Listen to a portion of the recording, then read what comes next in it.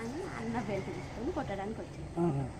నా షాపుని కొట్టకురా, నేను కొట్టినా కొట్టుకుంటా, పెట్టినా పెట్టుకుంటా, నా షాపు మీద నువ్వు చెయ్యొద్దు అనేసి దొబ్బాడు. దొబ్బినా కూడా ఆగలేదు అన్న, మనోజ్ అని ఆగలేదు. దానివల్ల ప్రసాద్ దెబ్బ కొట్టిండు.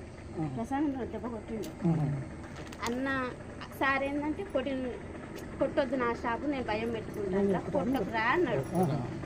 ఇద్దరు దానివల్ల ఇక ఆ షాపు గురించి ఏదంతా గొడవ, తండ్రి కొడుకులు నెట్టుకున్నారు. అసలు దెబ్బలు నాకు తెలిసి దెబ్బలు తగ్గలేదు, ప్రేర్ చేసుకున్నారు. దెబ్బలు తల్లి అంత ఇది ఏం పాత ఉన్నాయి, అది ఇది ఒకటేసారి.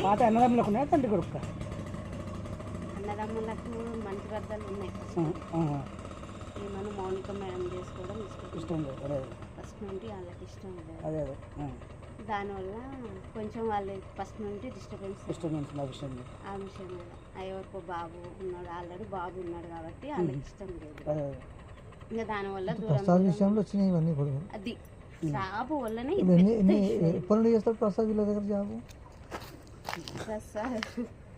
ప్రసాద్ జాబ్ వాడు 6 సంవత్సరాలు 4 సంవత్సరాలు ఇక్కడ హైదరాబాద్ కాదు పనిచేస్తారు సార్ దగ్గర. ఇప్పుడు ఇంట్లో ఎవరెవరు ఉన్నారు? మనోజ్ అన్నుండు, మౌనిక ముందు, అమ్ముంది, ముగ్గురు. సార్ లేడా? మార్నింగ్ మేడం వచ్చా, ప్రసన్న మేడం వచ్చింది కదా, మధ్యాహ్నం అంటే ఏమన్నా సంజాయించిందా లేకపోతే చెప్తుంది ఇంకా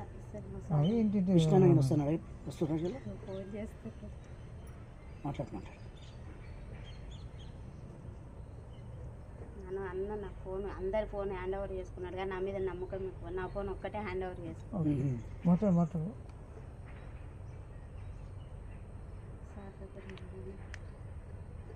ఎన్ని గంటలకు అయింది? నైట్, శనివారం నైట్. అంతేనా? ఇక్కడ ఇంకా